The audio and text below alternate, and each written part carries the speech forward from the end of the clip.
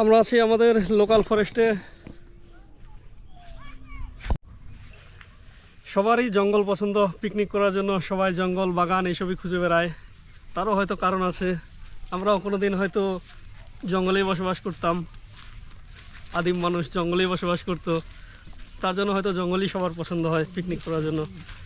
December January মাসে অনেকেই আসে, দেখতেই পাচ্ছ, তোমরাও হয়তো আসছো এদিকে। যারা যারা আসছো তারা অবশ্যই কমেন্ট করে জানাও কে কে আসছিল। চলো তোমাদের ফরেস্টটা দেখাচ্ছি গোটাই, নদীর ধারে। নদীতে এখন কতটা জল আছে, কেমন আছে দেখতে পাবা।